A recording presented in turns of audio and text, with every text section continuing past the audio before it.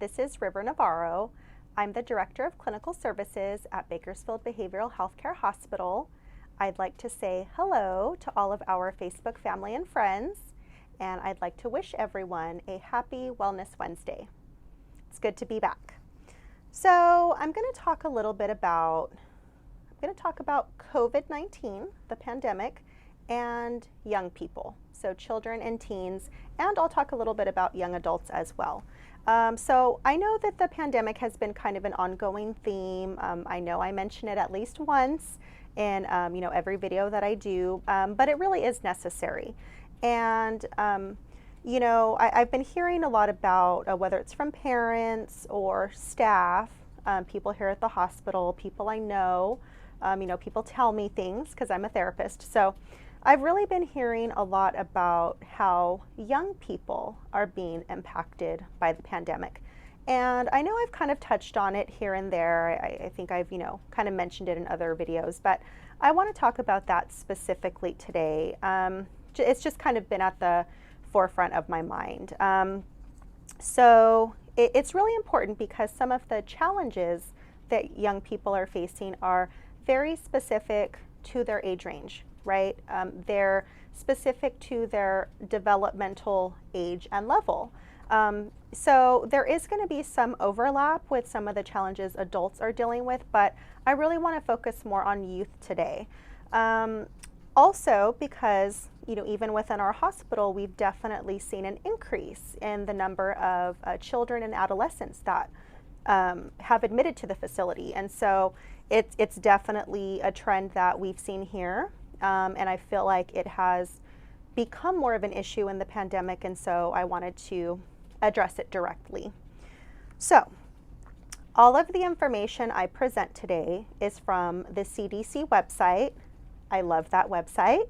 I rely on their guidelines and their updates and things like that, not just for safety reasons, but we adhere to them here at BBHH. Health and safety of all employees and patients is very important to us, but also because the information is very, to me, it's very user-friendly, and it's kind of easy to access, easy to use, and that kind of thing. So everything I mentioned today was taken from that website, and I highly encourage you to check it out if you want to learn a little bit more about some of the things I talk about today. So I'm going to get into specific things to consider when we're thinking about, and this is young people, this is, birth to, 17. These are different things that we would need to keep in mind and can take into consideration. First thing is changes in routines. Okay, so I don't know about you, but having a routine is very important to me, and it helps me maintain my mental and emotional health. Simple changes in my routine is enough to kind of set me off, right? So there's a lot of things that were in children and teens routines prior to the pandemic that were just kind of taken away overnight, right? And it can still be difficult to develop new routines when you're kind of used to a certain way of doing something. So I'm going to give you some examples.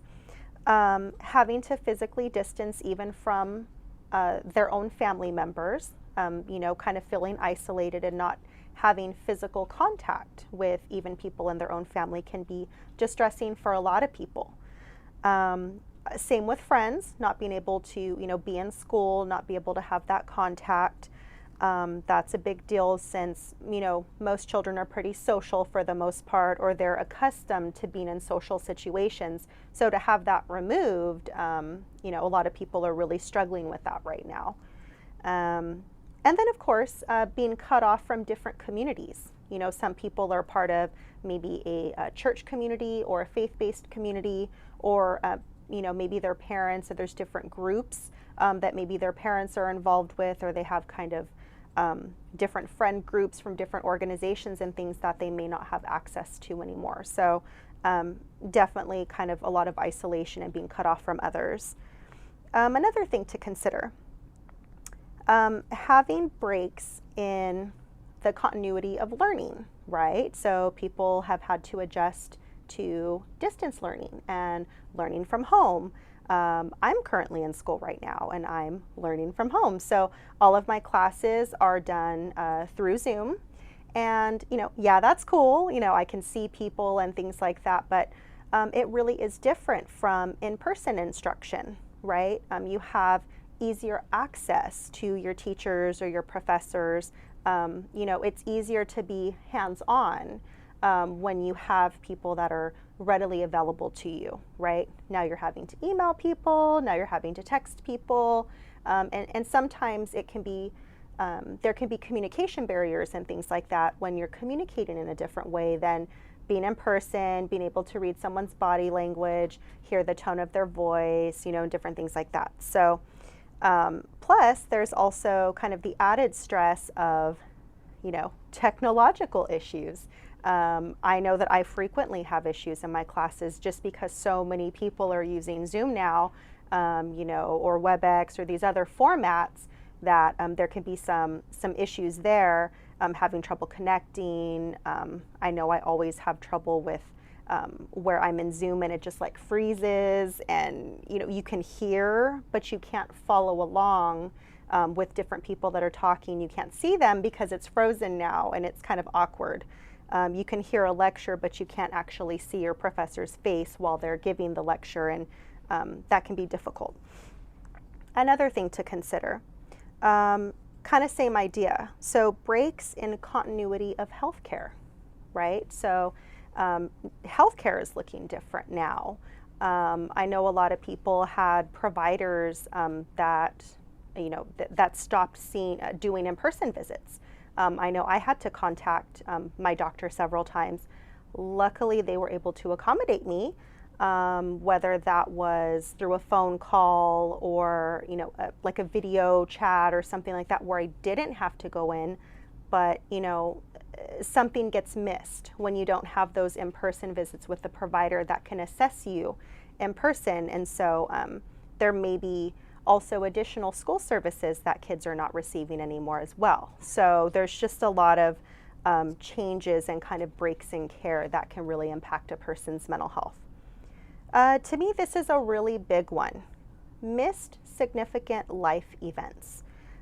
So missing celebrations, not being able to maybe travel or go on vacation or kind of do things that they normally did, and also missing milestone events. So I know of different people who have, lost family members at different times of the pandemic, whether it was due to COVID or, something else, and having to change the way they did their funeral arrangements, right? So even kind of those everyday things that are already stressful or already people are grieving, now there's just a whole added layer to that of different challenges that we're dealing with because of the pandemic that we didn't have to deal with before. So if adults are feeling it, then we know kids and teens are definitely feeling it too.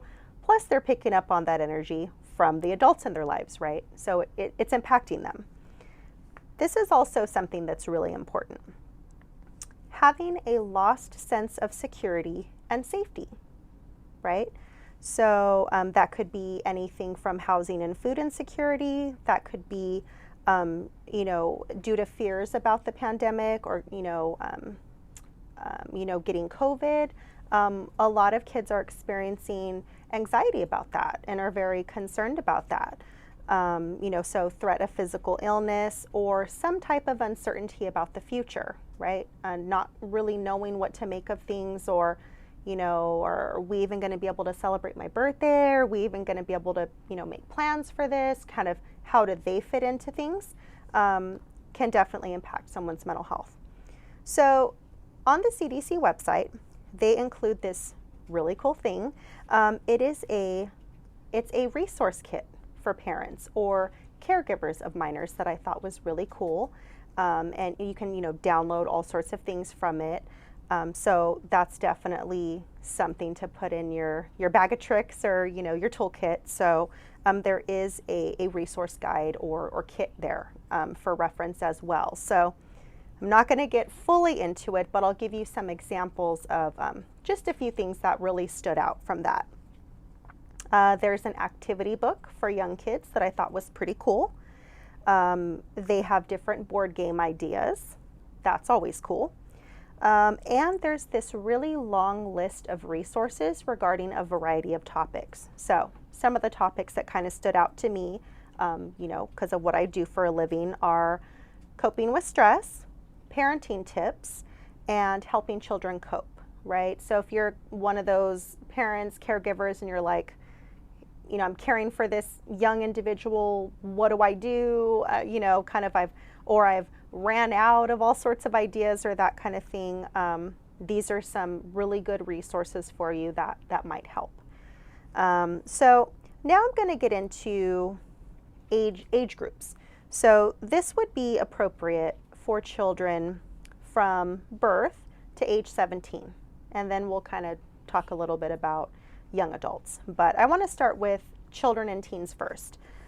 These are just friendly tips, things to keep in mind when you're interacting with them and that kind of thing, and this might help. So I kind of mentioned this earlier. Maintain a normal routine, right? Have some type of structure or routine in their everyday life. That really reduces anxiety, increases the sense of control, so on and so forth. Encourage expression. So that's really important. Really encouraging them to speak openly and express themselves, any fears they're having, any concerns. Some kids are very curious. Maybe they just want information. They want an adult to talk to them about what's going on with the pandemic, or why are we still staying home, or maybe they've heard things from other people and they just want some guidance on the matter. So it's really important to address things directly with them and encourage them to express themselves, ask questions, and just communicate openly. It's really important to give them accurate information. So I can't stress that enough. Of course, we don't want to freak anyone out, but we definitely want to be truthful. We want to let them know what's going on. It's okay to talk to them about why it's important to wear masks, how it protects people, how it keeps people safe, how it keeps people healthy. It's okay to have those conversations if they're asking, well, why? I'm used to dealing with children that are constantly asking why. I think I was one of those kids. Well, why? Why do we have to do it that way? Why is that important? And so it is important to address those things openly, but to give them information that is accurate and up to date, or to the best of your ability. Also, it's important to teach steps to stay healthy. So it's kind of what I was tapping into. Teaching them steps on how to wash their hands properly, right? Hand hygiene is really important right now. That's always a thing. The importance of using hand sanitizer, how to wear a mask appropriately, right? We have these conversations all the time in the hospital, right? Your nose has to be covered and your chin has to be covered, and why that's important, right? Also, it's important to look for changes in behavior. So most of you probably know your young person well, right? You kind of know what they're like on a day-to-day basis. And if you just start noticing some major changes in their behavior, like, someone who normally sleeps 7 hours, a night can, barely get out of bed, that's probably a sign something's not going well. Or you're noticing that, they usually text friends or stay in touch with people, and now they're kind of isolating and they're withdrawn from some of their supports. Things like that would let you know there's kind of been a change or there's a disruption in their behavior, and maybe you want to check on that or talk to them about that.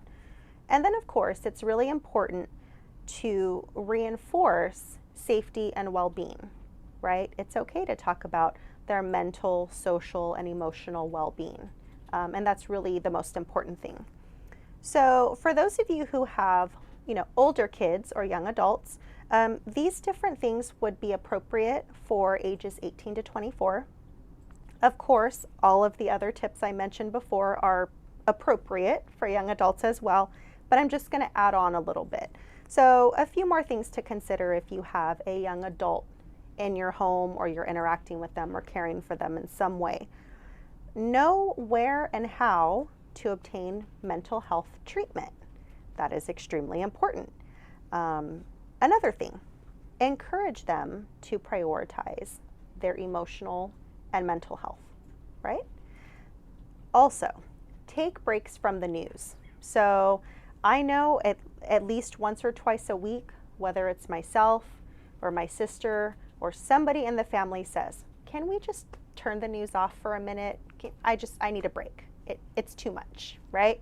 And everyone else is like, yeah, good idea, right? So if you've already kind of gotten the updates and, now they're just kind of repeating or they're running the same stories over, but you kind of know what's going on, disconnect for a little bit. It can be very overwhelming. So there's kind of a fine line between being informed and it just being like overload, right? So it can be too much stimulation. So I think it's important when you have those opportunities, kind of get some updates and then disconnect and take a break, right? And lastly, create time to unwind with them, right? Where you just have some downtime. Maybe you're just kind of shooting the breeze. You're just, hey, how's it going? Maybe you're not even talking. Maybe you're just hanging out in the same room. And, I know every morning I have a routine and I drink my coffee and my mom reads. It's downtime. We're not necessarily interacting or talking, but it's that time to just kind of wind it up for the day, right? And that's really important. And that can also become part of routines that you establish with people where you have these different times to unwind or disengage or wind it up for the day. So I hope you found this information useful, and I look forward to giving you more information next week. Have a great day, everyone. Bye.